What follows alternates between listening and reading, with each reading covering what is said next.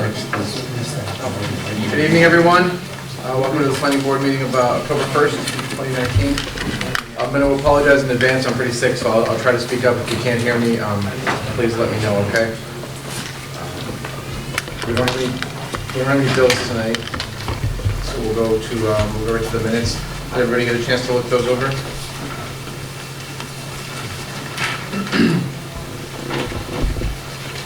Are there any corrections?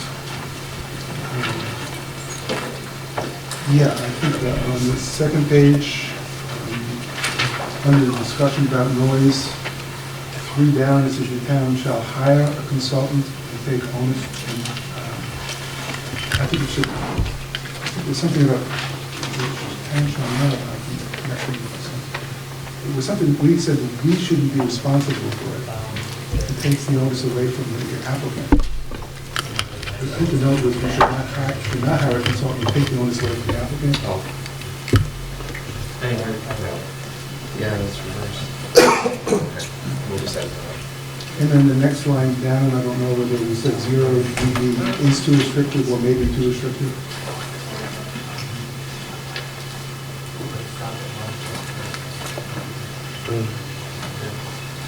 It's a little bit definitive, but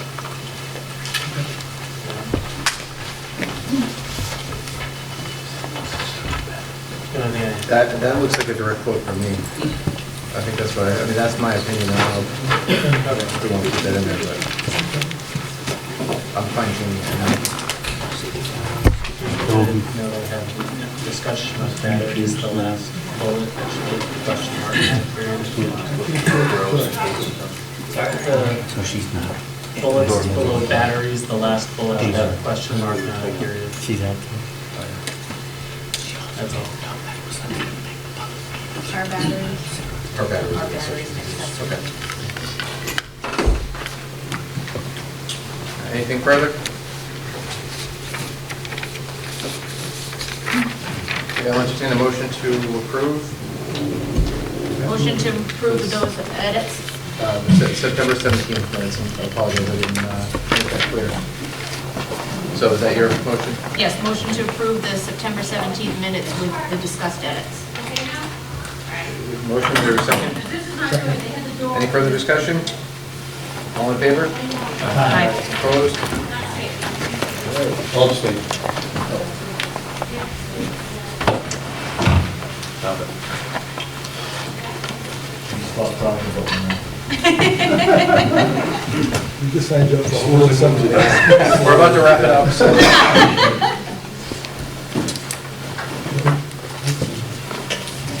All right, so before we get into to everything, we have an A&R.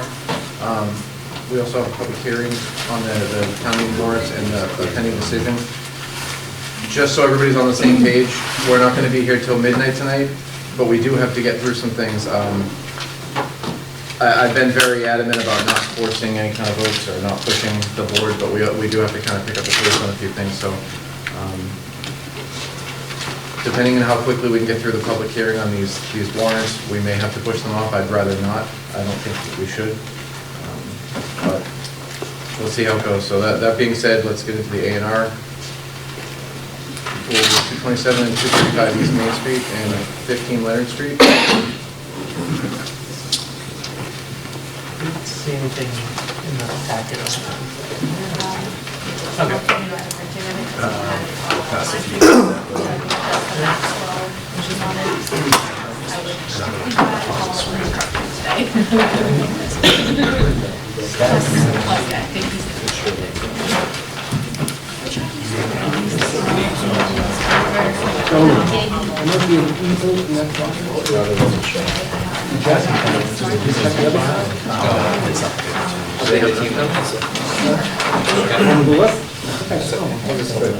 All right, Jeff O'Neill with Condyne, Don O'Neill as well with Condyne, and Mark Digg with Condyne Engineering. In front of you tonight is a modification to the subdivision, so we're requesting an A&R plan to amend the lot lines. We're in the final stages of closing, and what we found through title and legal counsel and vice versa was a piece of property that was taken by Mass Highway back in 1978. And as part of that process, when they went through, the center line of what we found on the boundary of the lot lines goes up the center of Canoe River. So what happened is, this is the outer perimeter of the taking line. When Mass Highway came in and did the taking for all of 495 back in 1978, they also took this property, which we found out as we got into final closing stages. So in front of you is an A&R plan, just amending the lot lines. Everything else is primarily the same. All the coverages, all the zonings, all the buildings, all, it doesn't affect any of the conservation, et cetera. And then this land is located on the other side of Canoe River, so we don't have access to it. So in front of you is a simple plan to acknowledge the change of the lot lines so we can get to final closing and start the project. From a procedural standpoint, does this affect the subdivision that we signed up on? Well, it changes that boundary line, but it has, as far as any development approvals, no, because this is outside of that development area. Why isn't this coming before the modification of the subdivision? Why did you sign the subdivision? When did you find out about it? Subdivision went through most recently in the last 2 weeks when we were doing all the time. So you submitted the plan asking us to endorse it after you knew that there was a problem with the lot lines? Why didn't you come back and ask for the modification of the subdivision? The process had, because the original filing in the subdivision had to be recorded, which it was, after it had received all of your signatures. So that was done, and now we're coming in and amending that after it was recorded to reflect the revised lot lines that's here. But you've asked for those signatures after you know the lot lines were off? Why, even then, you had a subdivision plan, why aren't we here to asking us to modify that subdivision? I'm not saying it's going to take an open hearing, but rather than approving an A&R, and we're creating a couple of lots down there that you haven't identified the owners of them, and whether they have frontage, you're creating new lots that are in that corner. I think you made a note that they may be owned by the state, but there's nothing on the plan. Or all this land is owned by the state of Massachusetts DPW. There are no new lots. The only lot line change was going up the center of Canoe River, which affected this lot, and this lot. That's it. It's all the same owners. Same owners on each of one lot, so that's it. But you're creating a piece of property that we can't tell from that plan who owns it and whether they have frontage and what they're required to do with it. And I just don't know why we're not requiring you to come back and get a revision to the subdivision. It is labeled as owned by the DPW on the map, on the plot. And that's what we found in title. And it's That's Mass. retained, and they're retaining the ownership, Jeff. Yes, Correct, we have yes. nothing to do with it. So it's simply that one edited line due That's to the correct. title. Correct. Just to kind of put Yeah, it they're not in creating simple these terms. lots. That's my understanding. But They're acknowledging it on the plan. That's my understanding of the it. plan is the subdivision plan. Why aren't we amending the subdivision? That's what they've asked, that's what they're looking for, rather than coming with an A&R, which cuts out the other land, and basically, you are creating, by cutting off that lot, you're creating another lot that wasn't on their subdivision plan. The other question I have is, you've referenced 3 different lots. One is 227 East Main Street, 235 East Main Street, and 15 Leonard Street. It's my understanding that 2 of those lots front on Leonard Street. Do we have the right addresses? Those, I'll jump in, those are the existing lots prior to the subdivision. We had the reference, it's a portion of lot 2. This, I forget the 2 numbers you just mentioned. This is one of the lots, this is the second lot, and lot 15 is, or Leonard Street, 15 Leonard is up in this area. It's just the existing lots that were part of lot 3, 4, and 5. But that was before the subdivision. Now you're asking us to do this with the subdivision in place. Those aren't properly identified if the subdivision is in place. That lot on the right has an address on Leonard Street, and so does that second lot, doesn't it? But if they haven't closed, they can't change the owners, they can't, it's kind of there. You're required to identify the lots by address, location, and ownership. They're not doing that, and that's part of their problem is they haven't amended the subdivision. And I just think it's premature to approve an A&R. I think the appropriate method would be to approve the subdivision, to revise. Well, we wouldn't be approving anything, it's an A&R, approval not required, so we would be endorsing it. And my perspective here is that they're just adjusting, they're correcting the lot line here. So I think, to me, this is cut and dry. Does anybody else have any questions? I agree, it's a little funky procedurally, but. We're not creating new lots. Yeah. I mean, Yeah. that's, these parcels here are owned by someone else, not the applicant. So we're not creating anything with that. If, for example, you created another, took that original back line and left it in place, then put this new line and kept ownership, then we'd have an issue. But the fact that someone else owns it, they can't subdivide someone else's property. They're dividing what they now know to be their own. But that was listed on the subdivision as their property. They also are creating new property lines down here. This was their property line, they're creating a new property line on the subdivision. That was the new parcel.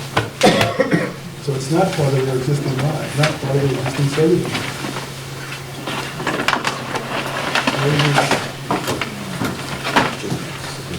They're not changing the frontage is still 150.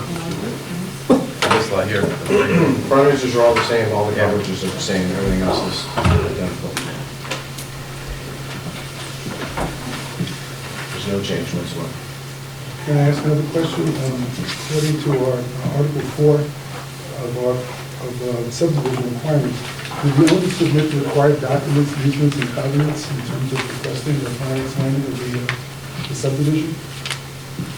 Did we what? Yeah, this isn't pertinent to the A&R. We're only focusing on the A&R. This isn't going back to the public hearing on this is the I'm not going to A&R. do public hearing, I'm just asking, I know it's just signed. Well, that's because we have such a busy schedule tonight, I'd like to keep to the agenda. So if there are any further questions on the A&R? Hearing none, I'll entertain a motion to endorse. I'd like to make a motion to endorse A&R 2019-12. We have a motion, is there a second? Second. Motion and a second. Any further discussion? All in favor? Aye. Opposed? No abstentions. Thank you.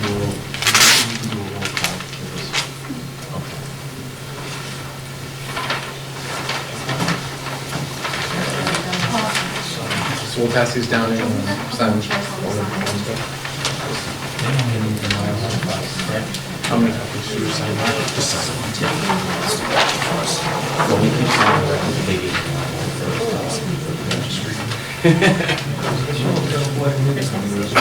Yeah, first.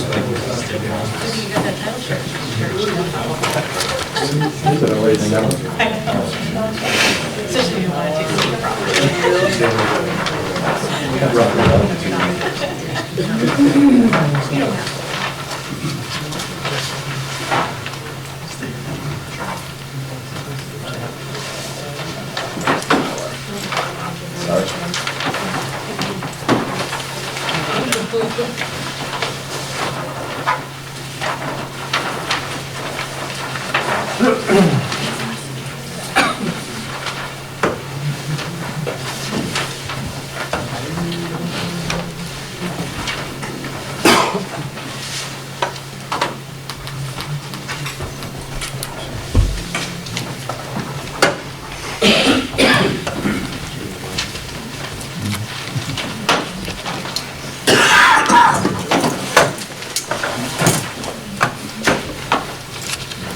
Sorry, guys, you had front row.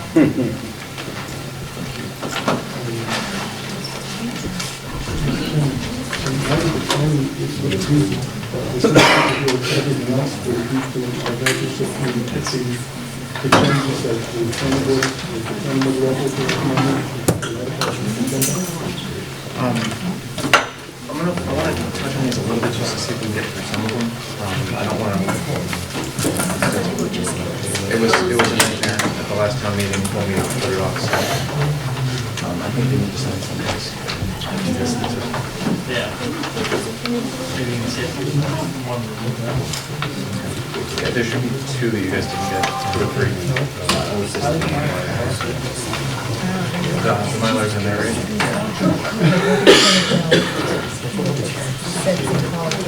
All right, moving on to the public hearing for the town meeting warrants.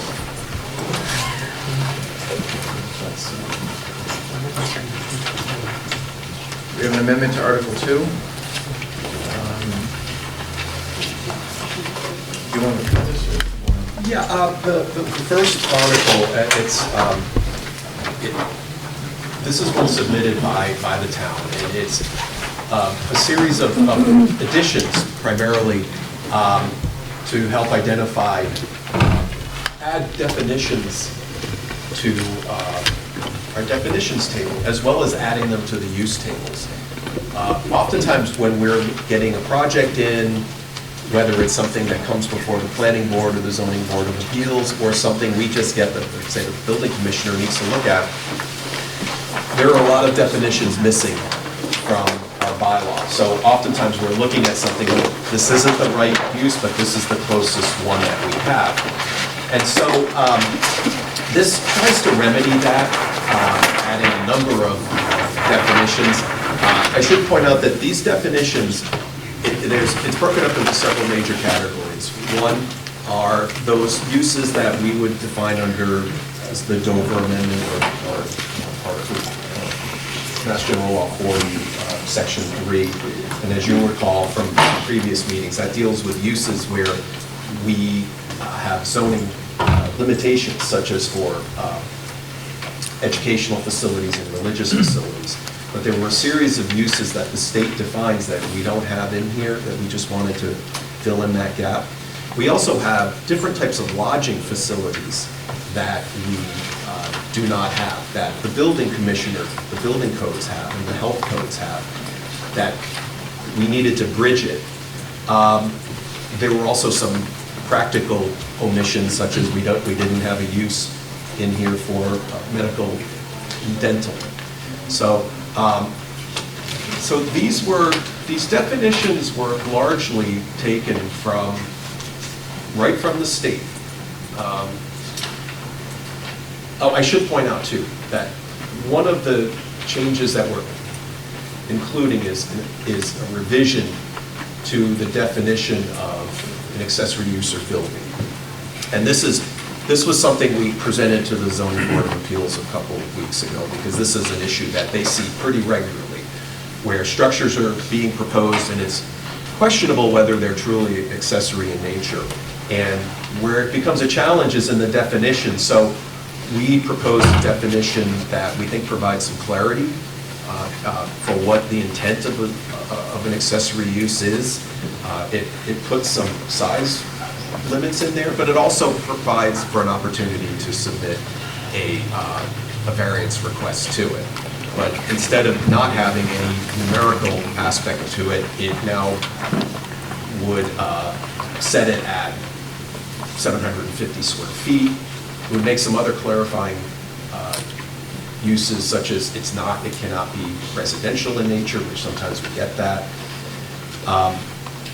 So the zoning board looked at this. They made one change, which I've highlighted here, which was actually, I didn't realize after I'd written it was a duplication of something else, but this definition also jumps into the dimensional requirements of it. I don't want to get too bogged down in the details of this, but again, the intent is to provide more clarity for something that, for a definition for accessory uses of buildings that we're seeing pretty frequently. So I want to also point out, again, I'm not going to go through all these definitions here, but again, they're based on types of lodging. I just want to... Only so we can move on. I don't want to lose track of where I'm at, but under the definitions for accessory building, I have a question as to why there's a need for G, an accessory building or structure to remain freestanding in perpetuity. Why wouldn't we allow someone who, for whatever reason, has an accessory building to later connect them? Yeah, this Given that they still has to meet lot line restrictions, front yard restrictions and the like. So, I mean, one of the concerns about accessory buildings is that it detracts from a residential neighborhood. By allowing someone later to attach it and do whatever, whether it's residential or not, there's no zoning restriction, there's no neighborhood detrimental impact. The reason that was added in, and I agree with you, is remember that the dimensional requirements for an accessory structure are different. You can build an accessory structure closer to a side yard, for example. So if you eventually connect them, it becomes part of the accessory structure, but by that point, now you're needing to get variance relief for that, because now, if it's part of the accessory structure, the dimensional requirement, if it becomes part of the primary structure, then the dimensional requirements change for it. So, in other words, if the setback, the side yard setback is, say, 10 feet for an accessory structure and it's 25 for the primary, by connecting it to the primary, you are now allowing the primary to encroach into a setback. Well, that I think would be solved by, in essence, changing G.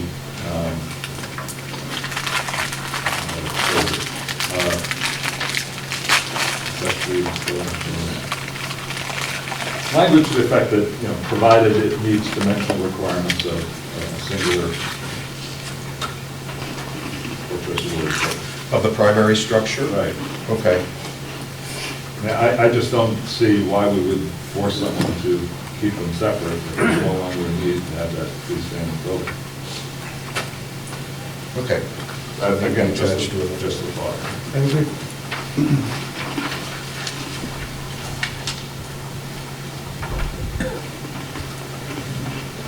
Okay.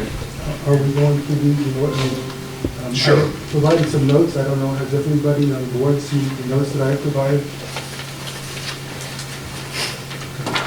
So the question I have at the beginning, when you use the 750 feet, the question I have is that might be relevant to residential, but would that apply necessarily to commercial and industrial uses? Is that kind of a limit?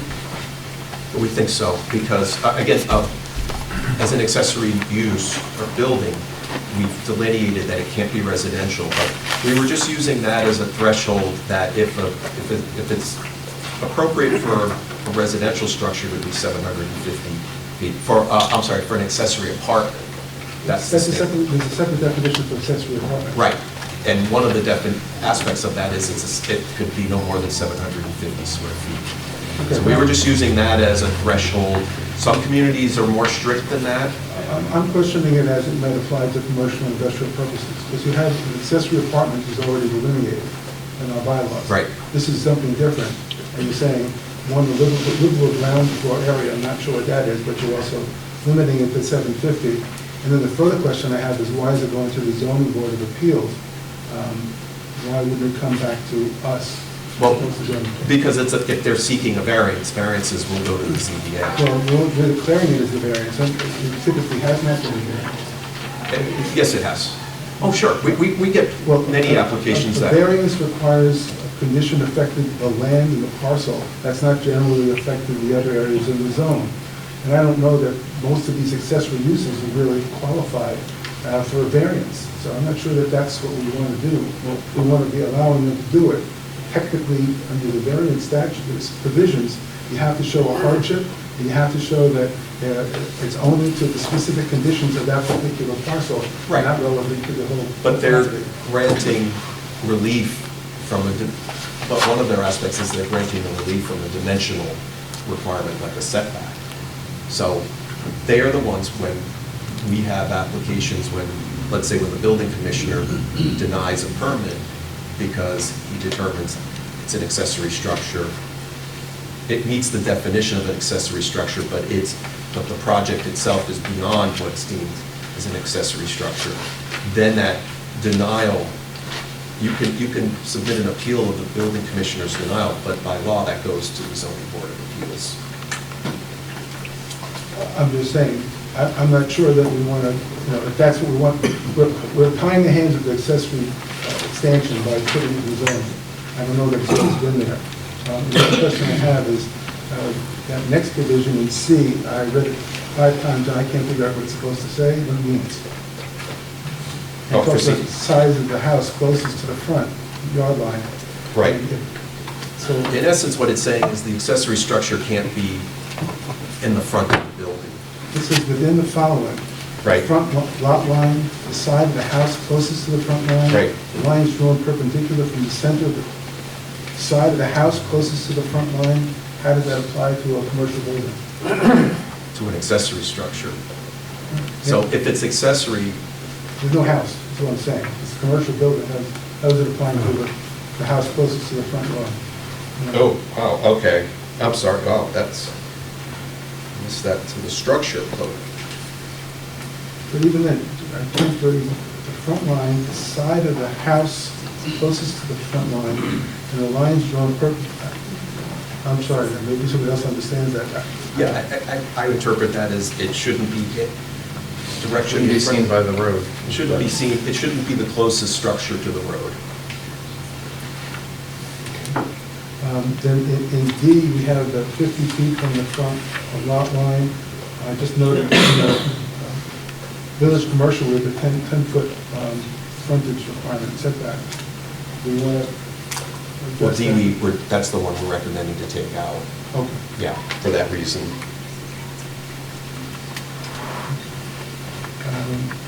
Any deviance requiring a variance shall be, and again, a deviation from the required variance. Right. From the ZBA, yeah. Okay. Under living, assisted living residence. I'm sorry, while we're still on accessory building, help me understand, how does this apply to freestanding garage?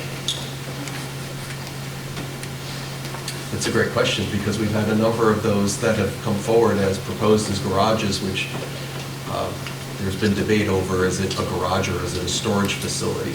Well, So this would, notwithstanding, let's take this fact that it's a freestanding garage.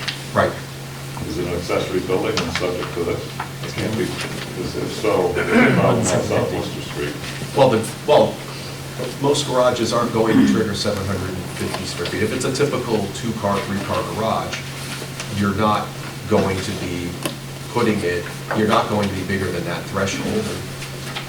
This would say if it's a separate garage, it shouldn't be a separate structure in front of the building, so, no, it would still be applicable. It doesn't say it has to exceed, it says it cannot exceed 750. Yeah, So a garage that's 600 square feet, which is fairly typical. right. Is still an accessory building under this definition. It's under the 750, it's not exceeding.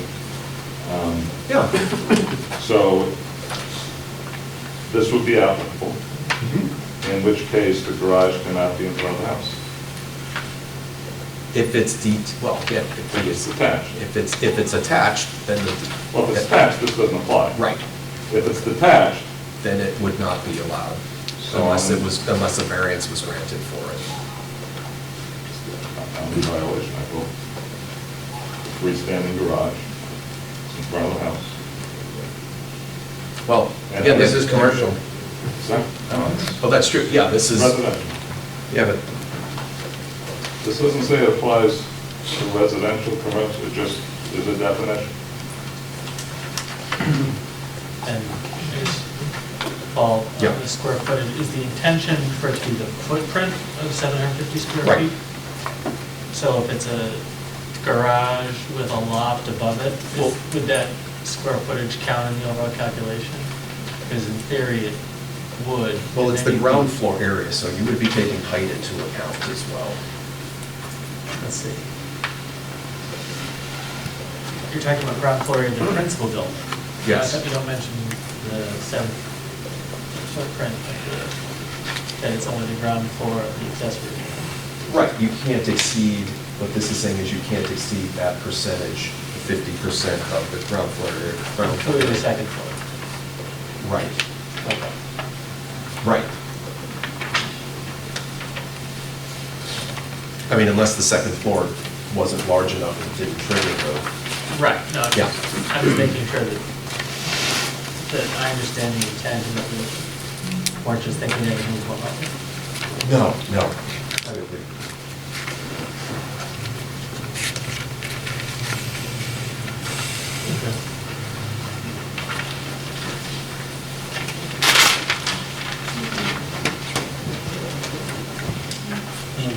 Or I'm not sure if you had more comments. I had one comment further down the document. Assisted living residence, I'm not sure how that definition applies anywhere in the bylaws other than you created a new use. And the only thing is, a residence, they have it defined as an entity. The residence would be a residence owned and operated by an entity. The way it's drafted now, you have defined assisted living residence as an entity. Can't be an entity, just be a residence owned and operated by an entity, that? A facility operated by any entity. Facility. Yeah.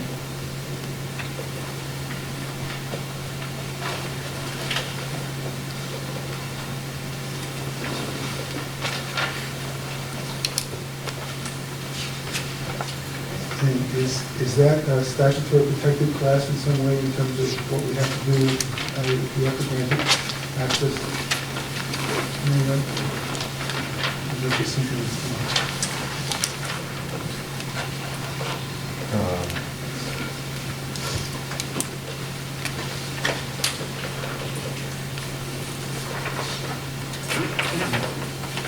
We had,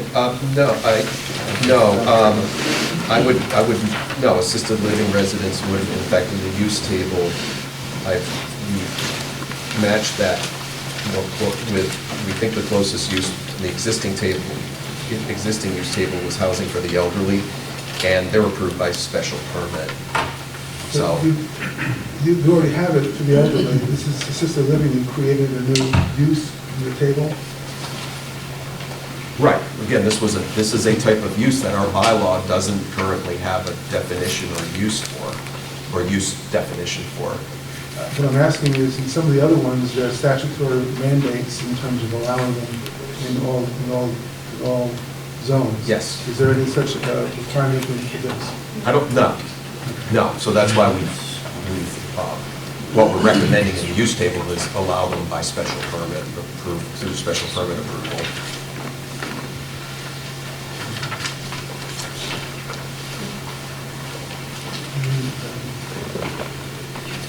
I just raised the question, you're adding boarding house, lodging house, dormitory, congregate living, rooming house.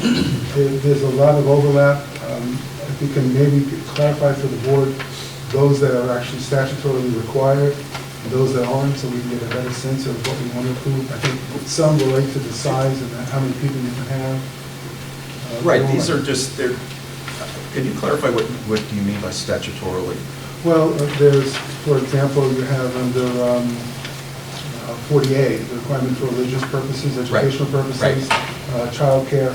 Right. So those are statutorily mandated in terms of what we have to do. Right. So we're adding these to a use table, and I want to know what of these, if any, are required to provide use in all the zones, because we're just totally throwing them in. Sure, I can illustrate that.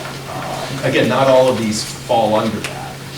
So, for example, when the next part of this, our articles are the uses that we wanted to add. So we've updated this table. You can see assisted living. So what we did here, just as a representation to you, was we color-coded it so that you could see related uses and how they're currently. Everybody okay? I'm so sorry. So, Orin, some of these are not required, they don't meet 48, section 3. So for example, these here in green, these are, different, they're not ones that are specifically called out in 48.3. So These are not. The ones in yellow, they're not either. These are, again, more of the lodging, like bed and breakfast, and you see boarding house and lodging house. So you can see here, they're allowed by special permit, whereas when you get down here in blue, these are the childcare facilities, which we would say fall under that 48(3) requirement of allowing them without the need for a special permit. Is that going to be, in the warrant, can we identify those that are statutorily mandated as opposed to those which they're recommending? So, we can explain that to the town in terms of these we need to do, these we're suggesting we should do, so they can provide their own comments. Otherwise, we'll be talking about them forever. If they're required by statute. So you want me to highlight here that this is, Well, in some way we can designate which we feel anyway, are required under some statute or provision in the contract. these are it, the ones in blue are the additions that, Kind of say that here, but I know what I'm saying, a little more detail on. okay. Frankly, as I was reading this, it begs the question, why are we doing this? Those that are, as Warren is referring to, statutorily required or subject to the Dover Amendment, if they're required, why are we even listing them as an item that's, I guess, I mean, we can find them. But more importantly, we've got boarding houses, rooming houses. We can, in an R40, i.e. potential subdivision existing, and we can imagine a wonderful application of that use. But frankly, more often than not, I'm familiar with boarding houses and rooming houses that are less than what I would deem advantageous to a neighborhood. I mean, it begs the question, why are we even doing this? Why are we allowing such things by special permit?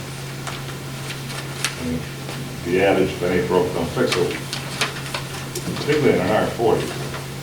Well, I guess we feel like there's room for improvement. So when Well, I mean, then explain to me how these are improvements to a neighborhood if you're going to allow a rooming house. well, because if we don't have it clearly delineated in the bylaw, then I mean, it can be clearly delineated with no. Why are we allowing them even by special permit in an R40 or an R60 or an R80 for that matter? But, pick an established neighborhood and someone decides they're going to convert to a rooming house. which they've been doing, which we've had some provisions that, Well, there's no provision currently to allow it. or to not allow it. I mean, that's where it gets, that's where it becomes a gray area. If it's not in here, then, you know, I'd rather have a clear path and for an applicant to be able to say, if I want to do this, do I have a chance at it? Is it allowed, or is there an opportunity? If it's not in there, then it becomes a lot more vague for a person to know what they could do. I'd certainly prefer to someone who has a clearer legal opinion on this than I do, but I don't believe zoning is something that if it's not listed, you can do it, but it's driven by allowances. And if it's not in there, I mean, you can't do it. If we don't have nuclear power plants in here, it doesn't mean that someone can build a nuclear power plant. We do not allow for currently rooming houses and boarding houses. There's no zoning provision for it. And so I'd argue that it's not allowed. Now, whether it should or shouldn't be is another question. I'd also argue that it should be allowed in an R40 particular. And so what's driving this other than? Okay, so regarding, say, the boarding house, there are boarding houses here. You know, when working with the Board of Health, this was one that they wanted to see in here because they do have them. How? I don't know how they were approved without. Sometimes, as you know, projects got approved, uses come in after it's been approved, say as a single-family building. This gives us an opportunity as a town to then come back and say, wait, you're doing something, did you get your special permit? It's a lot more of a challenge if it's not clearly delineated in the code, in our bylaw.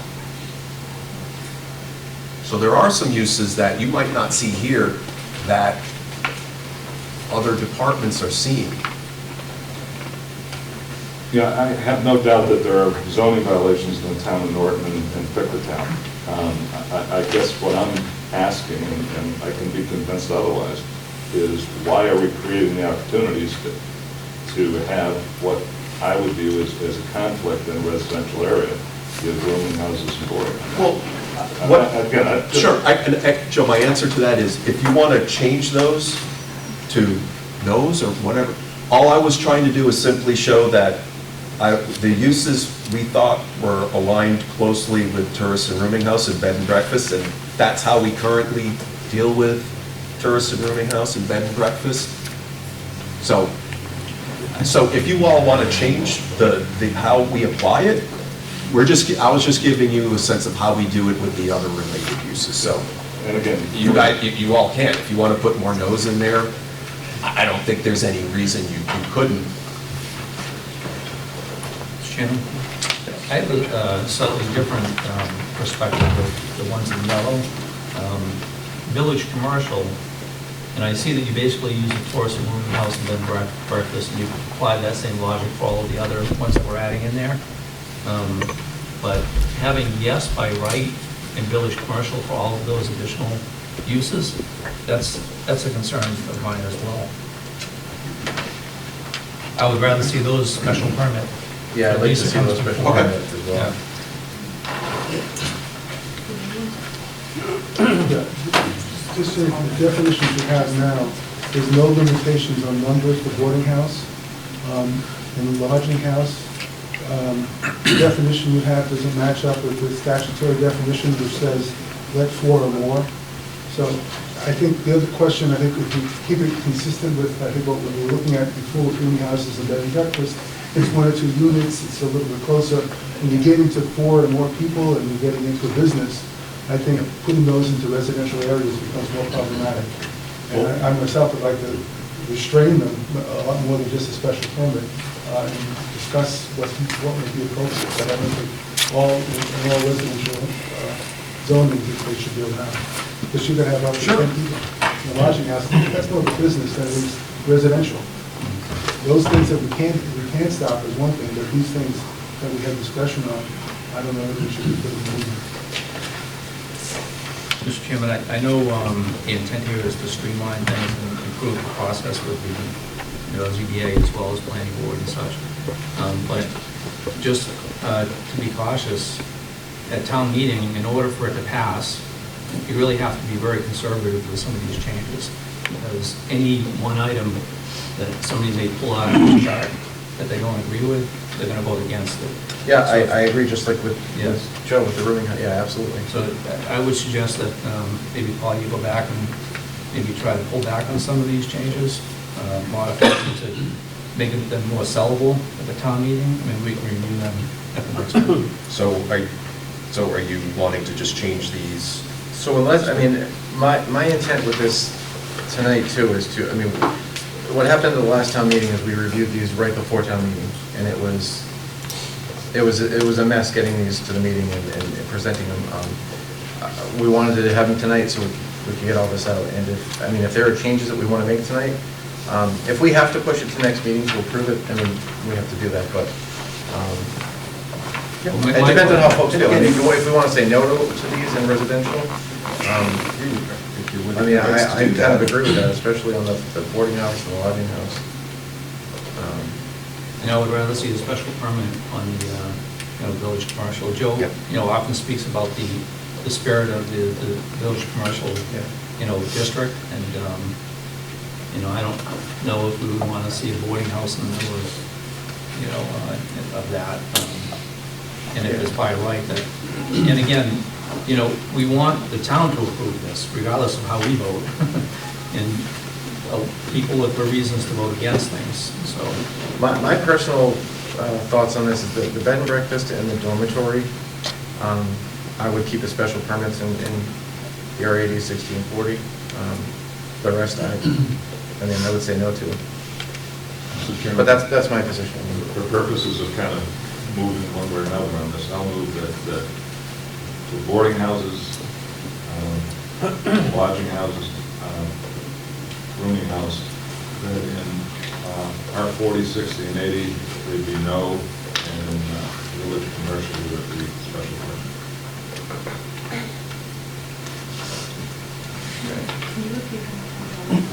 For those three definitions, boarding house, lodging house, and rooming house, that they be no under R40, 60, and 80, and there'd be special permit under village commercial. I would personally include the tourist or rooming house too, because that, I think, is a little too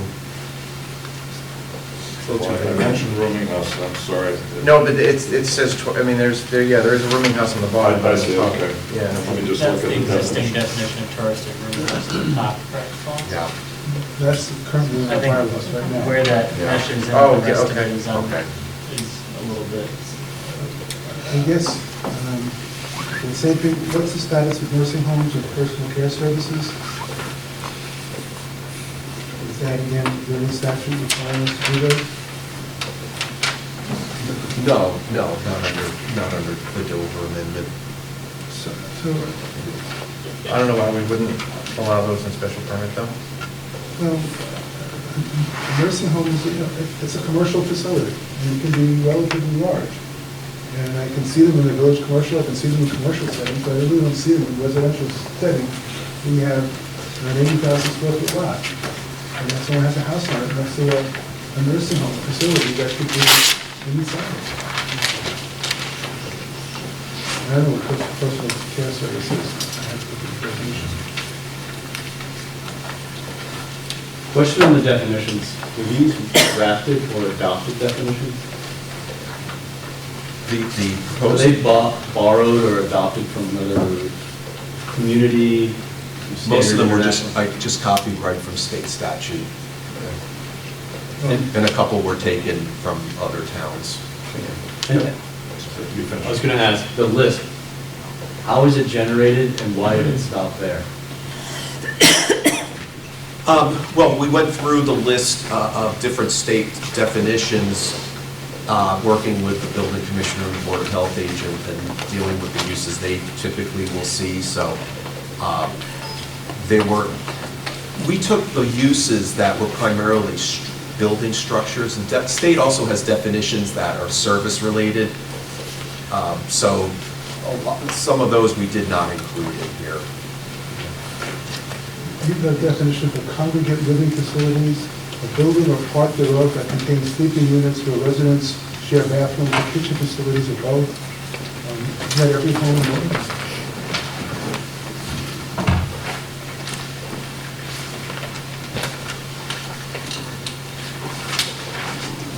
I'm not sure what we're trying to get to, but that's the definition. I think there should be something in there unrelated. I think that state statute says unrelated. I could be wrong, though. I believe that's what it says. Where unrelated residents? Yeah, unrelated resident. That's from ones I've seen before. So I mean, as we modify some of these definitions, I think the other definitions that are included in here are written to kind of be the alternate. And if we start modifying one definition without an exhaustive evaluation of how it's impacting those other definitions, we could be creating a wormhole here of just chaos. So if these are adopted definitions, I think we should be very sensitive and just tweaking them on an individual basis for a full, thorough, exhaustive evaluation.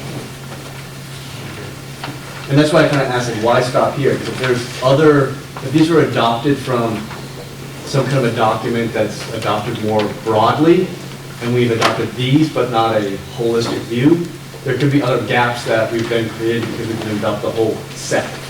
So if we're not adopting a standard, we're just adopting a piece of the standard, there could be components there that are the solution that we're then going to create a gap for. So now we're starting to adjust these to say, well, this doesn't meet what we need, but we're not looking at the full set for where they came from. So I think we need to be aware of that because We're trying to close the gap. Yeah. And I would just say, I don't know that we could certainly. There's a lot in here, that's all I'm saying. Right, and you could expand it greatly.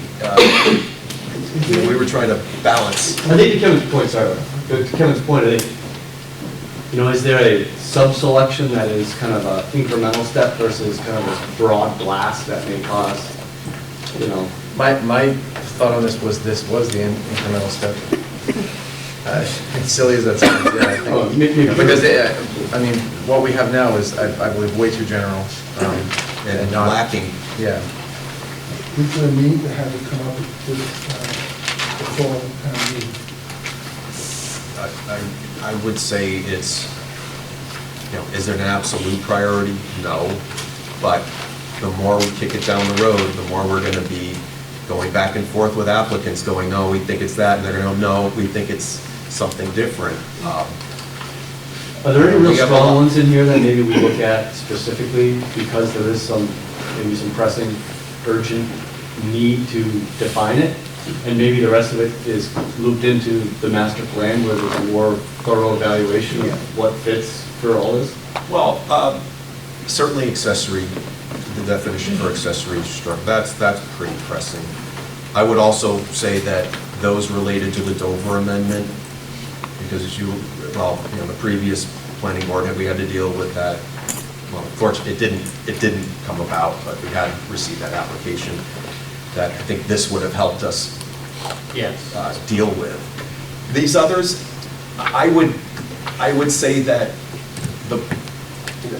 I don't want to speak for the Board of Health, the agent and the building commissioner, but these were things that they've been wanting to see put in here. So you met with who to go over these before?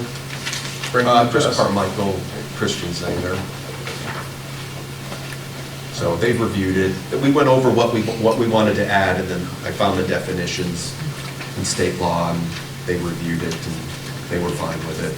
And part of the reason that we have to do all these, or they're trying to do all these at once, is, again, kicking it down the road is something that has been done in this town, not just this board, but every board, and there comes a time where you gotta stop kicking things down the road and actually do It's not something. down the road. No, this is kicking it down the road if we push it. Well, we're having a meeting this Saturday on the master plan, and we're bringing the whole community together to try and discuss things. This would be a great thing to sit there. And Oh, that was last Saturday. Last time. Let's see what you guys say. That was last Saturday. Last Saturday? Okay. You kick Oh, that. you thought you kicked it down the road? I didn't you? got it. Sorry. Can I just, Joe, can I just clarify again, the uses you were saying to put to no, can you, well, you repeat them? I'm not sure I got you. But I've noticed a problem in that we have a definition for tourist house. We have no definition for rooming house, yet we allow a rooming house for special permit. Right. So what I had proposed was that boarding house, under your proposed use table, boarding house, lodging house, and rooming house be changed to no in the R40, R60, and R80 zone. It's a special permit for village commercial. And I'd further suggest that under the phrase tourist or rooming house, that we simply have tourist house and eliminate rooming house, because otherwise you can do a rooming house with special permit as it stands, even though there's no definition for rooming house. So that brings the question, what is a tourist house? Well, I mean, there's at least a definition in here, and I'm not Yeah. suggesting it's exhaustive, but there is no definition for rooming house, yet it's allowed. So Right. I would suggest that rooming house in the current use table be eliminated. The phrase rooming house. So then, congregate living facility, dormitory, group home, in the residential districts, what? Well, some of those are Dover Amendment requirements. And to be candid, I wouldn't jump out a window over, you know, dormitories under certain, I've got issues with rooming houses, boarding houses, and residential areas. Okay. That makes me snob. Not to, I guess this is to partially to Scott's point. Paul, do you feel like all of these definitions match up with the short-term rentals bylaw that we have? Do you think that do we need to call that out somewhere? Because this is kind of in the definitions, but I feel like when you start getting into that can of worms, a lot of these definitions kind of start to come into play. Yeah, they do. So I can't say that, I didn't look at that from the perspective of, I mean, because the uses are one thing, but then the administration of it, you know, we would have to follow state law on short-term rental requirements, which is what we've done on a couple recent special permits that you've had before, when people have come in to ask to rent their rooms out for a short period of time. So just in terms of kind of not knowing where all the cards are, not kind of seeing how all the cards are stacked. Because I mean, in theory, somebody renting out their room on an Airbnb would fall under addition of the boarding house. Yeah, it could. It would. It could, The yeah, definition yeah. is a building arranged or used for lodging for compensation with or without meals. Right. So that would mean nobody in any resident, so if, to Joe's point, if we strike that from residential, that means that no one in any residential zone can rent out their room. As a boarding house. Because a boarding house does not require that the owner live there. And there's no limit as defined to number of It's people. not, the definition for boarding house doesn't say anything about that. Right, So- and again, that's part of my problem. These, Yeah. again, short-term rental and tourist requires that the owner live there.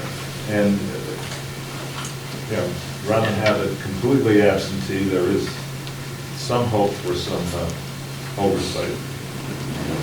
Right. under that.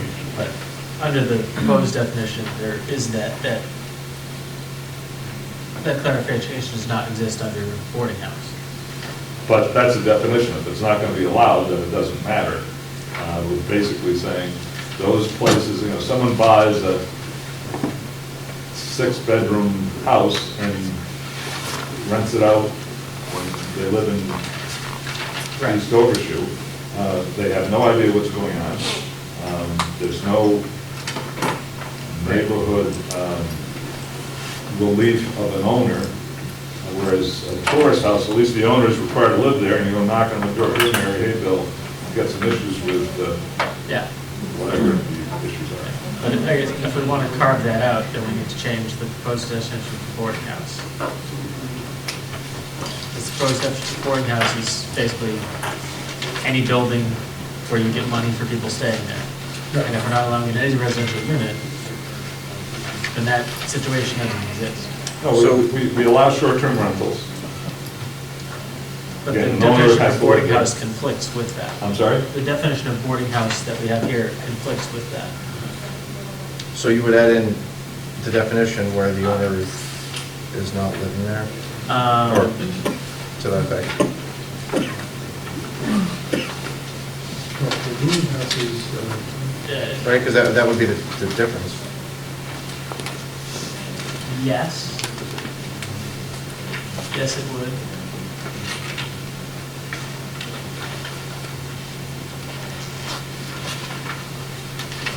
And I guess this is going a little bit into the blue part of the chart, but we're talking about all of these residences and things like that.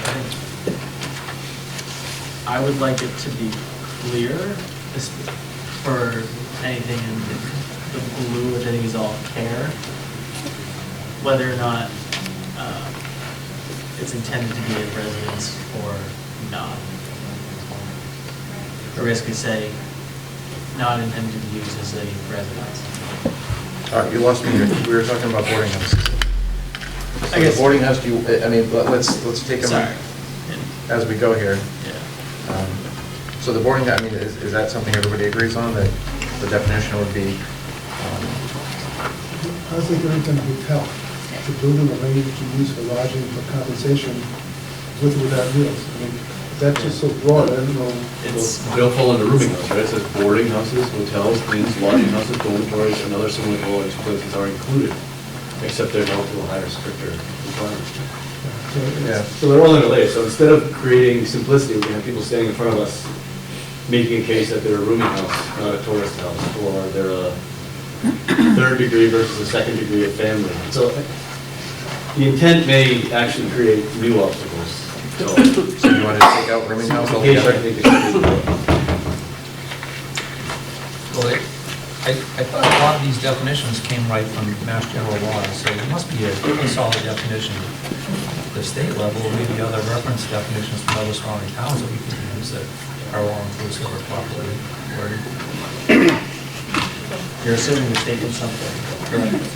Well, I know that Paul and Chris, you know, they reference the Mass General law definitions, so I'm just curious how that one, that law at the state level. Took it right from the state definition. So this- Most of these all come right from a copy and paste from different state statutes.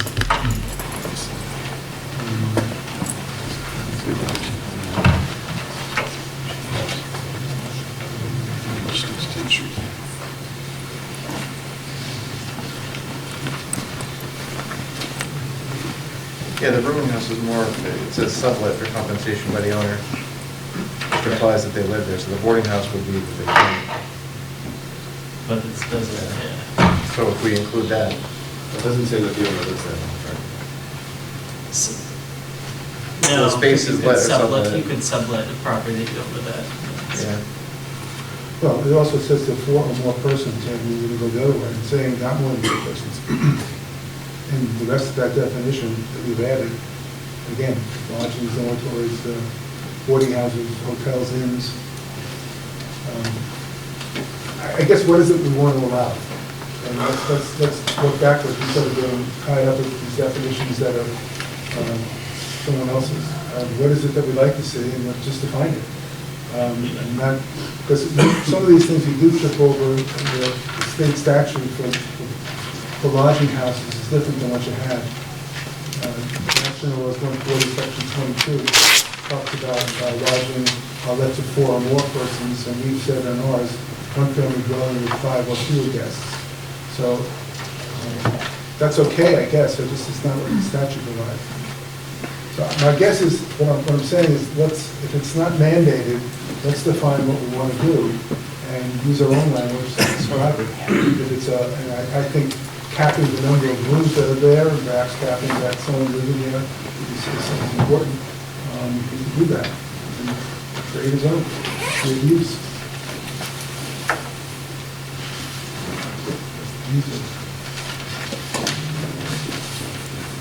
Also, I think it would be helpful, these type zoning bylaw changes and use tables and such, to have, you know, a small work group where we would not,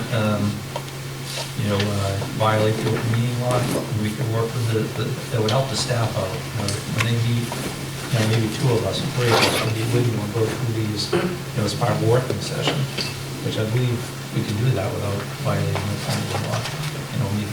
Yeah, no, did anybody here other than Orin send in comments on this to Paul? So I mean, it is what it is. I think that if there were so many concerns, they should have been brought up prior to the meeting with Paul directly. He could have made some changes and brought them to us for tonight. Sometimes you don't get into the depth until you have an open discussion, though. And No, I really, understand. you really only have the weekend to review it, and, We've had this for over a week, right? Well, either way, I don't think we should do too much via email either, but, just a thought. I think working sessions work well for other boards and committees.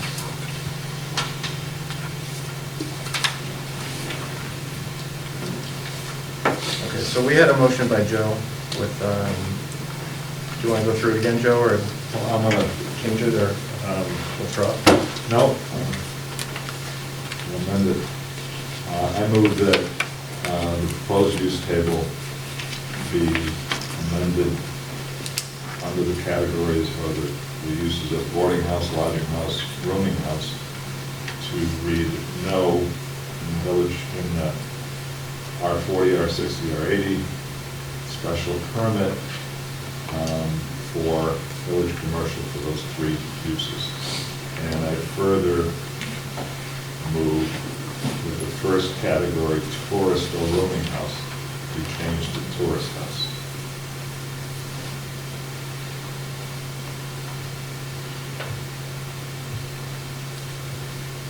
And we had special permit for all of the other ones, right? Dormitory. I'm not doing any dormitory or congregate living. I'm sorry, for the village commercial separately. Just for village commercial, because it all says yes, allowed. But we wanted to put those all as special permit. I mean, if someone wants to, amend my motion, that's fine. I'm not going to lose sleep over it, but I thought at least as a bare minimum, those changes should be made. Okay, we have a motion. Is there a second? I'll second that. Any amendments, or just second as is? I'll second that as. All right, motion and a second. Any further discussion? Any amendments to the definition? Looking at it, but Yeah, we're gonna, just, I mean, I'll second those items. yeah, just to kind of keep it, so we have specific items to change, so. Any further discussion on that motion? All in favor? Aye. Opposed? All right. So to recap, be for boarding houses, lodging houses, rooming houses, to be not allowed in R80, R60, R40. So what was it, Joe, to allow special permit? To allow them in village commercial with a special permit. Okay. And then lastly, to amend the use category of tourist or rooming house to read tourist house only. Okay. Everybody's clear, that's what we voted on, right? Yep. Okay.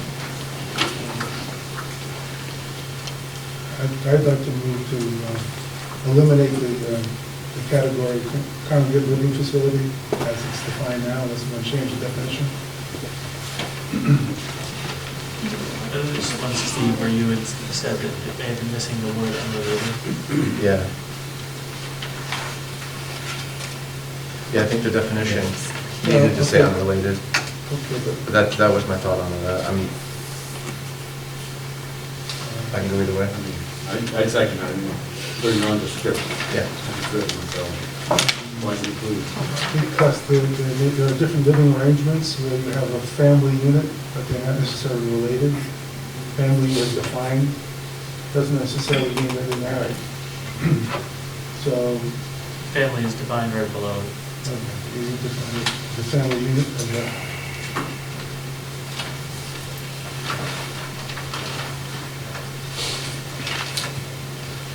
Four more. Not four more versus somebody.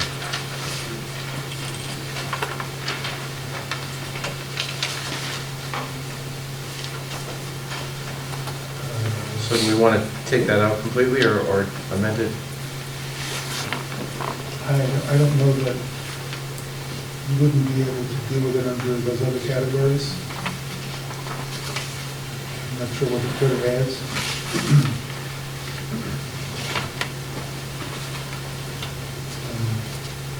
So is that a motion to remove it? Yes, motion to review that category. A motion to remove the congregate living facility category and definition? Yes. Do we have a second?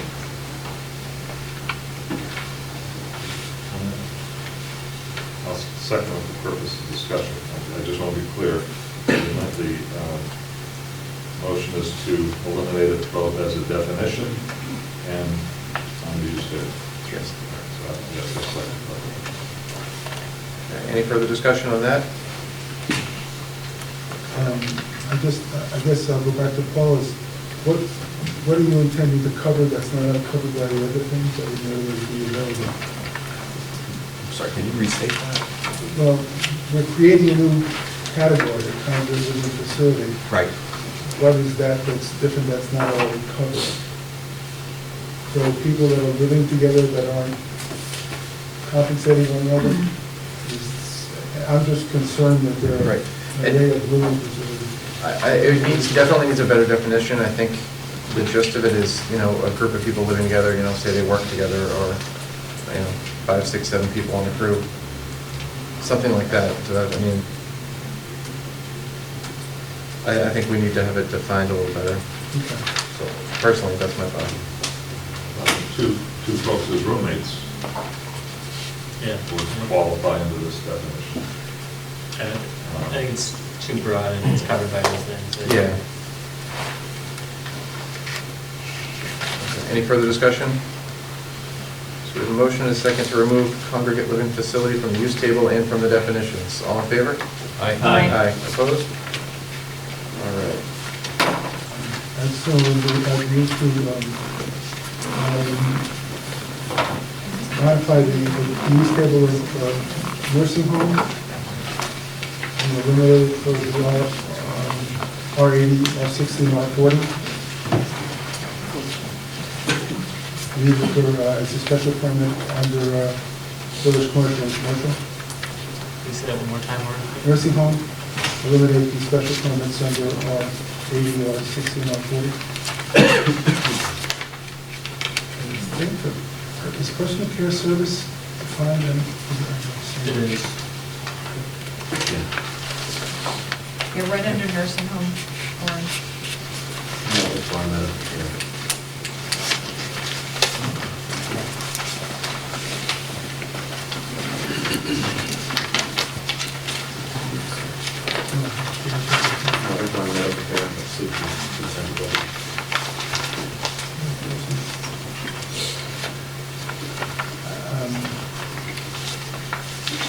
That has no, what does that relate to?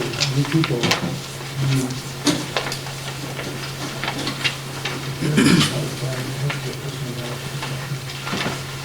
Again, that could be any family unit. I don't know that that's something we need to call out.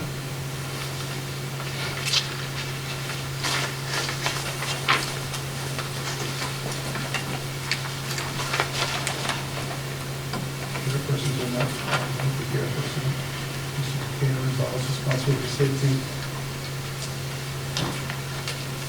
And taking care of their mother that would qualify for. So it's just overly broad. As I'm looking back at this, I think this one is one of those services rather than more of a use category. And the personal care service could be a service provided, like at-home nursing care. Yeah, So- but that, I don't even want to regulate that. Well, what I'm saying is I think it was mistaken to put that in. I would just recommend taking that one out. Take that one out. So the personal care service, both in the use table and the definition. Yes.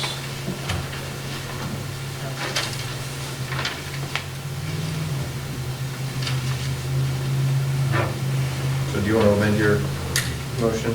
Yeah, I'd like to move to eliminate special permit under R80, R60, R40, the nursing home, and eliminate the personal care service from the use table and the definition. We have a motion. Is there a second? Second. Motion and a second. Any further discussion on this? Okay, all in favor of removing Discussion, sorry. So we're going to have a different use for nursing home as we would for assisted living residents. Kind of a conflict, and it's quite a bit of overlap, actually. Facility in Norton does both.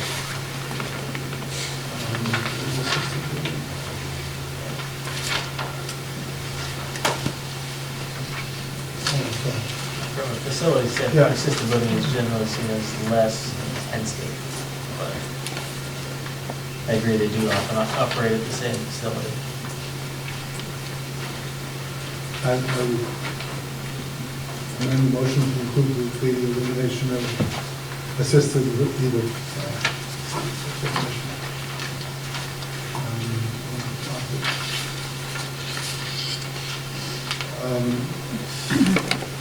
One, I would propose the amendment of the definition to be a residence owned and or operated by, the beginning of that sentence, the beginning of that definition, is not defined as include. They follow your thinking. Facility is what was mentioned earlier. And then I would make R80, R60, R40 and no.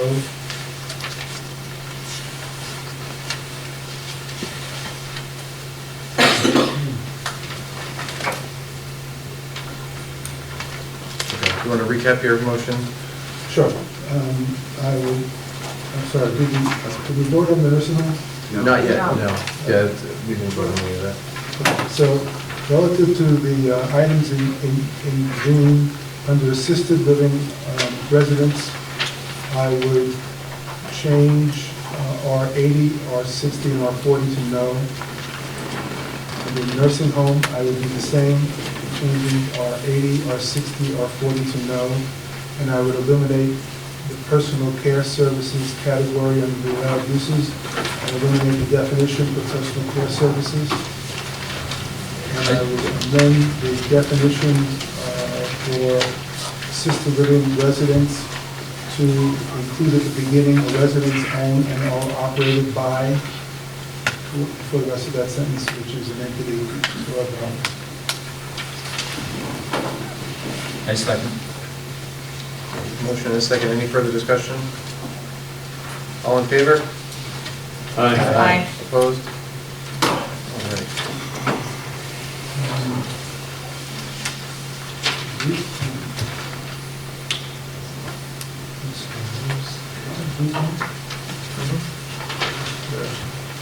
Page 3, the second one from down.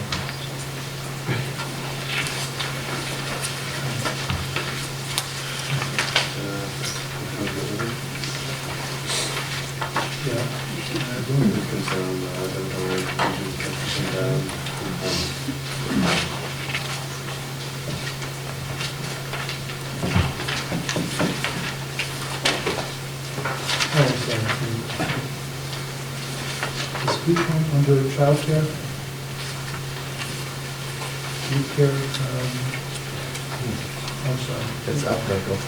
Group home with group care program, family child care. That's private schools, does that fall under, that goes to 40A, section 3.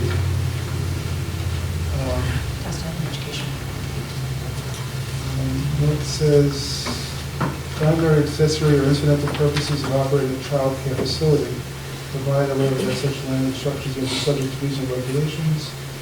Any, as used, this paragraph, the term child care facility shall mean a child care center or school-age child care program as defined in 15D. And then you have a definition of child care center, but the actual statutory definition goes beyond that to include where I added in yellow. And that says a child care center shall not include any part of a public school system, any part of a private or organized educational system, unless the services of that system are primarily limited to kindergarten, nursery, or related preschool services, a Sunday school conducted by religious institutions. There's additions to that statutory language that's in 15D.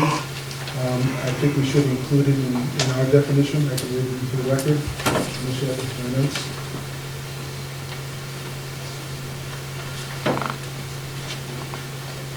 It's my understanding that of all of these, I believe the group and the large family child care home are something that we are required unless the town passes a bylaw saying it's not. So I think that's up to us to eliminate a large family child care home, which goes over 10 people, I believe. That's,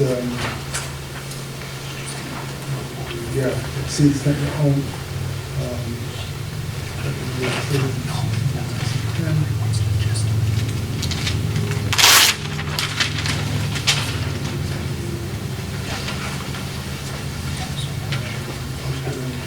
least one freestanding child, since 6. So, All right, let's try to focus in on this. What do we have for, what's your motion or question? I'm trying to find out whether group home is something that falls under the educational component. A group home is something completely different. It's a facility for social rehabilitation, substance abuse, mental health problems that contain a group housing arrangement that provides custodial care but not provided medical care. That's the group home, so that's completely different.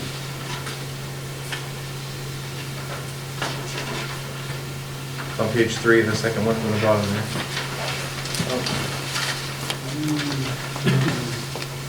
Group care facility? The group care then, or the group home?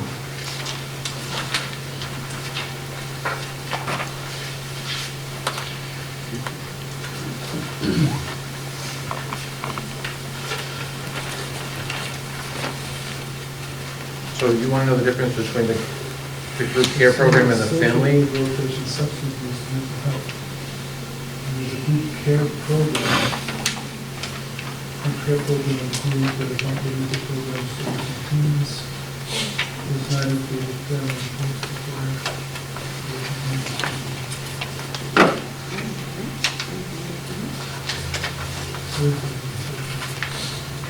Again, I'm not sure whether that group home is something that's mandated or not. It's not mandated, it's a social rehabilitation, substance abuse, and mental health. Yeah, that's separate. That one's up here. I don't So think we've that already done falls that. under it, though, Huh? don't believe it falls under stuff that a group home does. Maybe if you're, it does not. And then I would make the same recommendation that we have with the others, the group home. And I would suggest that we have, instead of special permits allowed in R80, R60, R40, I would say no in each of those, and allow it in the village commercial. Special permit in the village commercial. That's for group home, Warren? Yeah. Is that a motion? I'll make that motion, but I'd like to have some discussion on what we want to do with commercial space, but yes, that's a motion. Commercial space with that particular item, or? Well, let's get that one all together then. So what's your thought on that? I'm just opening up the questioning, we're not allowing any of that in commercial, so it's basically the only place it's going to be is in village commercial, which is kind of limiting. And I'm not, I just leave that open to whether or not some of these other conditions might be appropriate in some other areas. And I don't know that I have a position at this point, one or the other. I noticed Paul in some of his comments mentioned we only have a limited amount of commercial space and we like to keep that for commercial. I understand that, but on the other hand, the village commercial is a very limited area as well right now. So that's the other concern. Have we gotten a lot of applications for these other types of uses, Paul, or that you're aware of? For group homes? I don't know, you know, to what extent. Again, this is just trying to anticipate the future, you know, going forward.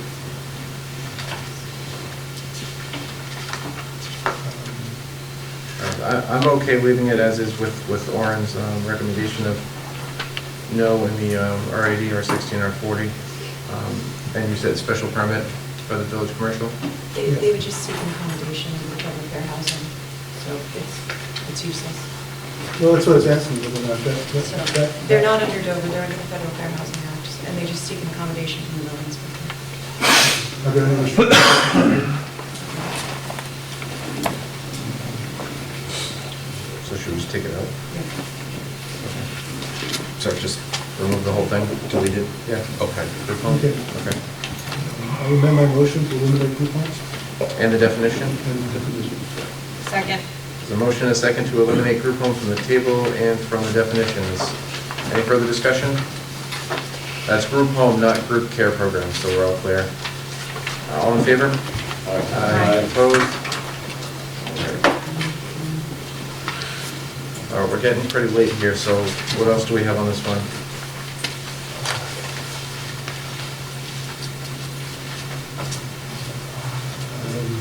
I'll bring up what I was gonna say before, with all of the educational ones, all 6 of the rows, however many of them we end up with at the end. I would like to just specify in the definition if the intent was for a particular category not to be an overnight residence, so that we don't have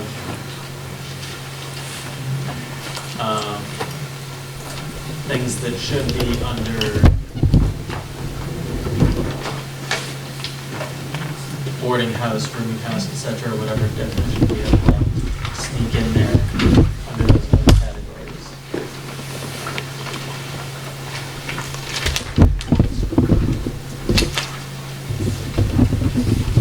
Under the education ones? Yes. Because some of these say on a regular 24-hour residential basis, such as group care program, but some of them do not. So any of them that are not intended to be 24-hour facilities in that, under that use, I would like to have specified as such.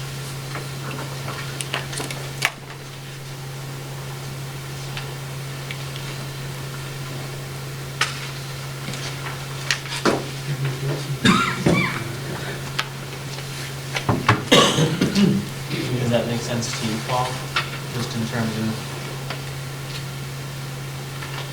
am I just saying nonsense words at this point? Kind of, restate. For example, child care center. Specify that it's not intended for overnight care or 24-hour use.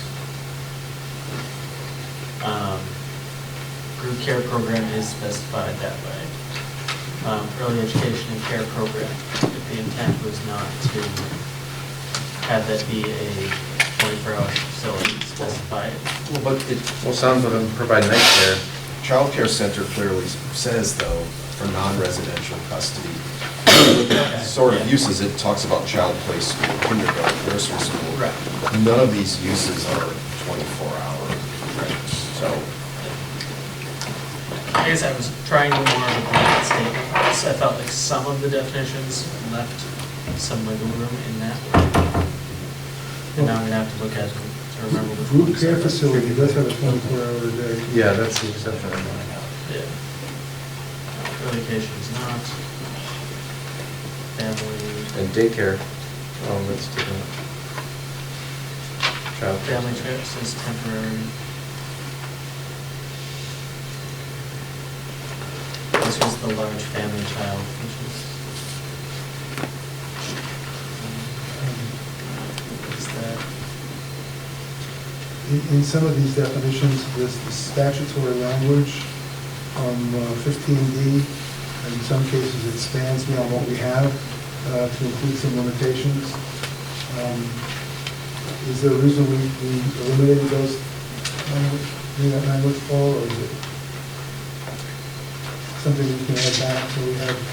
I mean, it wasn't, my recollection, this was done a while back, but I copied it verbatim. So if you found another definition. I'm just taking the one from chapter 15D. That's what I found. If you can double check and see, I give the highlighted language in yellow is what I found in the statutory language.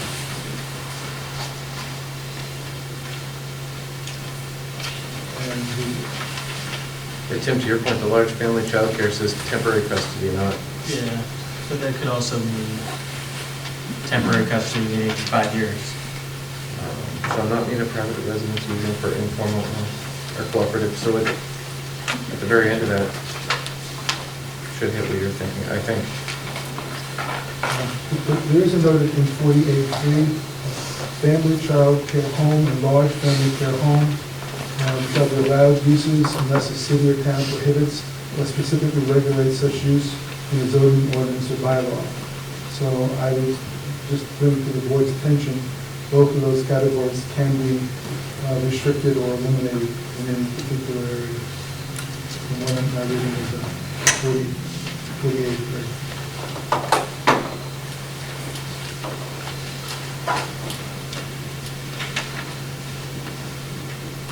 So getting back on track, do you have a specific motion for those? Or just in general? I think I was speaking more in general, which is probably not as productive as I might have hoped it would be. So I will stop talking.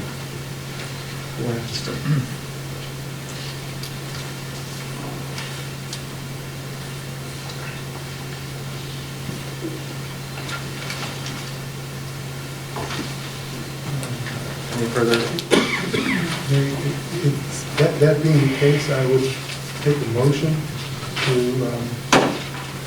eliminate large family care home and family care home eliminated in R80, R60, R40. Clarify, do you mean no?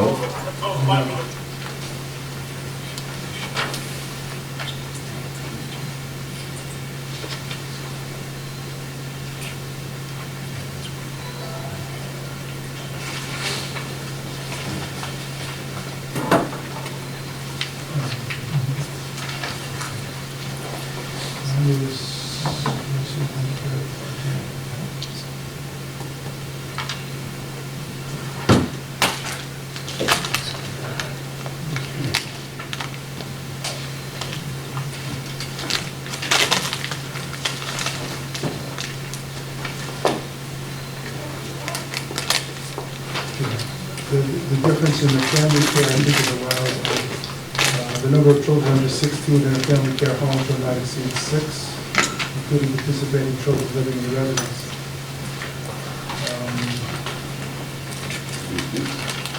And to the large scale, it goes up to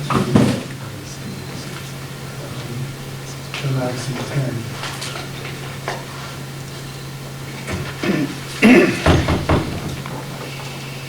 I propose eliminating both in the residential district. Do you just want to restate your motion? To eliminate under the zoning table for family care home and for large family care homes, changing the yes to no's in the R80, R60, R40. There's a motion as stated. Is there a second?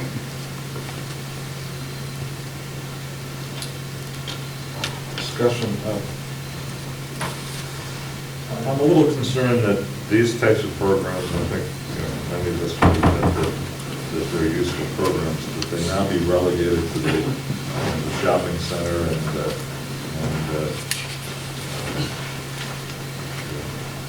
industrial. I don't know if there are a lot of industrial zones, but I've got less of an issue with this, although here again, I do understand potential conflict, but I have less of an issue with this in residential areas, and I have some comfort with the special permit process. So I'm not sure I support that. So there's a motion, and do we have a second on it to disallow family child care home and? Chairman, I'll amend that motion to leave the family care alone, but I'd like to just limit it to the large family care home. Leave the first one alone. Okay. So your motion will be to say no to large family child care home in R80, R60, and R40? Yes. Okay. I'm kind of with Joe on this one too, so do we have a motion? Is there a second? Okay. I think I would lean more toward the special permit for both of those. Special permit? I think that's what I would Is that? We're at the large family care center, the other one, the motion is for, so you know, so if you want to amend that, Sure. you can. I'll amend to make it a special permit in those areas. For the large family child care home? Yeah. Okay. Motion is amended to state that large family child care home will be a special permit in R80, R60, and R40. Don't do it. I'm just kidding. Is there a second? I'll second. There's a motion and a second. Any further discussion? So I just want to understand what we're voting Yep. on. Large family child care will be a special permit under 40, 60, and 80.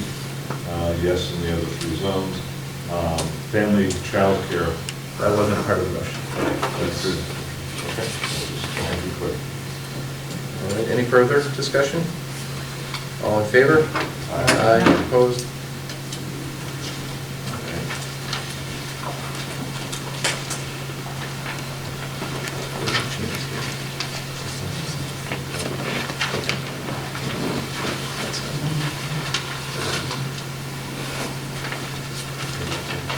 Yeah, just really quickly, and then I'll open it up. I know one might be here for this. Okay.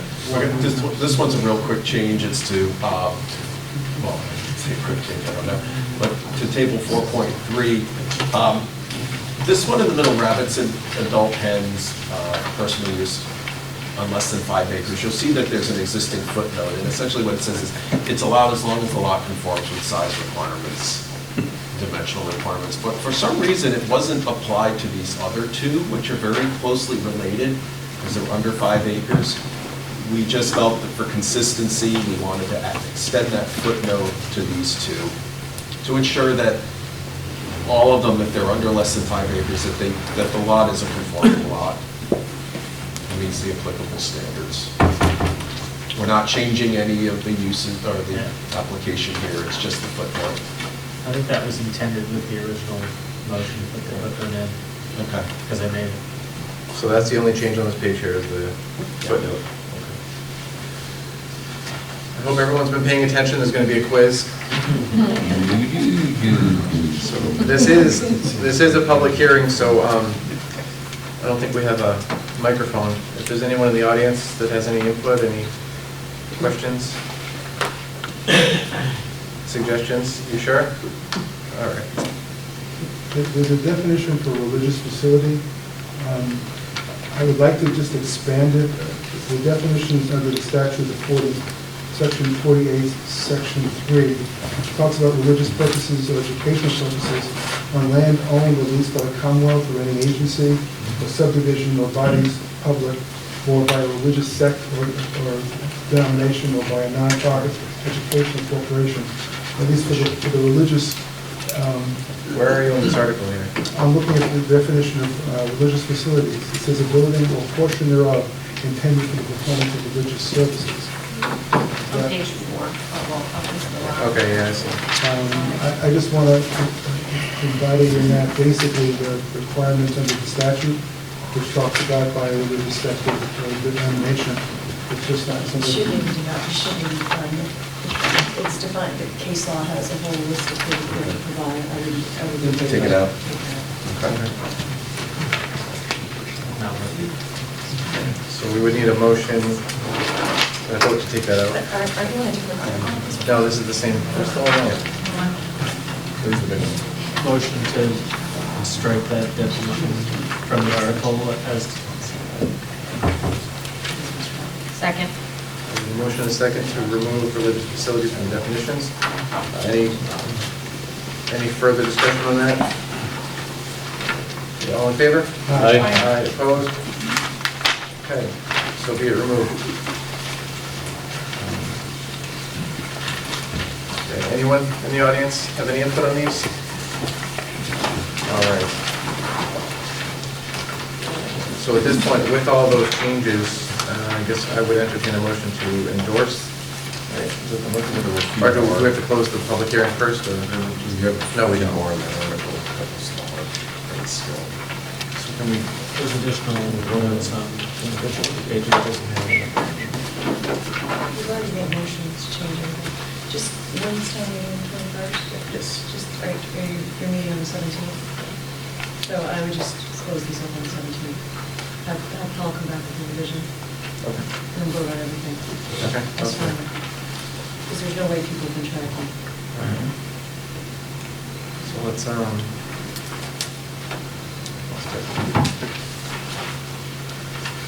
move on to the next one and see if we can get through these a little quick. Before you move on, we would now not, under this proposal, not allowing medical and dental offices. I assume they're currently now allowed as home occupation professional office with a special permit. Is that something we do? So what's your question? Well, I'm sorry. Under this proposal, medical and dental offices are not allowed, period, in R-4080. I assume they are now allowed under the definition of home occupation with special permits. Because the question is, and under home occupation, we're not talking about a huge dental office, we're talking providing no more than 3 persons are employed. So that's a hygienist, a dentist, and bookkeeper. Yeah, unless it's incidental to the dentist lives there, I mean, that's, could conceivably be a home occupation. That would be. Well, what's a dental office allowed? Under what use table is a dental office now allowed? That's why we're adding it, because it's not in there. Well, but you obviously have dental offices. Right. So under what are they governed in terms of use table? Non-conforming, pre-existing non-conforming.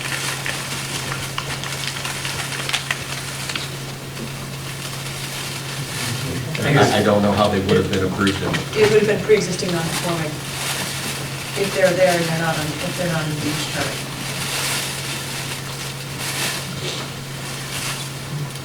Okay, so that aside, if they qualified as home occupation, that is to say, if the dentist lived there, would they be allowed under a home occupation use special permit? Phil, go to the division now. Right now, there's no allowance. Our current use table does not allow for dentists or doctors in the ordinance. So the fact that we have them, they're currently non-conforming pre-existing uses. With this proposal, we're outright banning them in R80, 60, and 40, and allowing them in both commercial and commercial. Would they not, under our current zoning, qualify as a home occupation, provided that, of course, the dentist or a doctor lived in the home?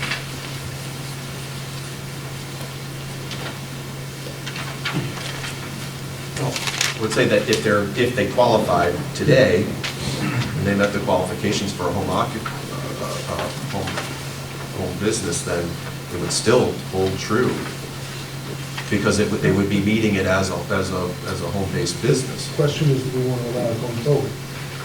No, Joe, you are correct, there is a conflict, because you have home occupation, custom work in home, or accessory building by resident with no more than one other person regularly employed, and not more than 25% of the floor area regularly devoted to such use, and there is no exterior storage, blah, blah, blah. And that is allowed in R80, R60, and R40. So if you have a dentist with one hygienist in a small office, not 25% more than the house, it is allowed. Okay. And my concern is that by now specifically excluding medical and dental offices, does that negate the ability of someone to use either a home occupation with one employee or 3 employees? No, three employees are, 3 employees is only allowed by special permit. Right. So But it's just the one. It's still an option. The point is, it's still an option. Under this proposal, the question I would have is... No, it doesn't eliminate that, because a medical or dental office has to be a freestanding operation rather than a home occupation. So if it meets the criteria of this home occupation that's in the principal use chart, in the column, so it has, there's 3 home occupations in your chart. It has to meet that one. meaning you can only have one employee, and it can only be 25% of the house, and the resident has to be the dentist or the hygienist or the something. They have to be part of the operation. And if that's the case, then they are allowed. If they are a building that doesn't have a home attached to it, and it's not their home, then it's not a home occupation. Should we define then medical dental office? So as to be clear, I'm not real bright, but I'm confused by this, and my sense is that someone who wants to, Can we just say other than a home, other than a home office? right, Yeah. okay. Some type of qualifier so that it's clear. I think what we have now matches the use table for administrative and professional offices. So I don't see it being an issue.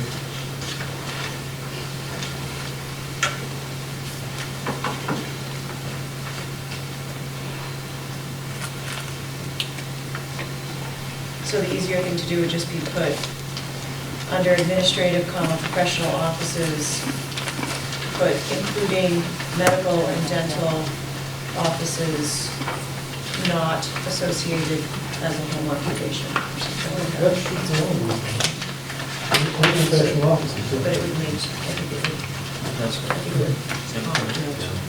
So, and your suggestion is to add it to the existing administrative professional offices line in the use chart. Professional offices, what do you need medical and dental offices here? I don't know, I haven't seen these yet, I'm not here for this, so I don't know. Well, But there's no definition of professional offices, so you don't have that. There is no definition. So do you want to just remove it?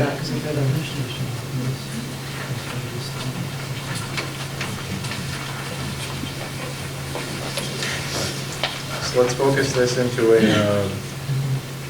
motion maybe? Anybody?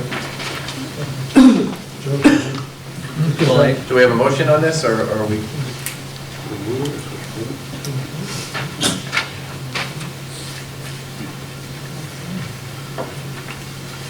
All right, here.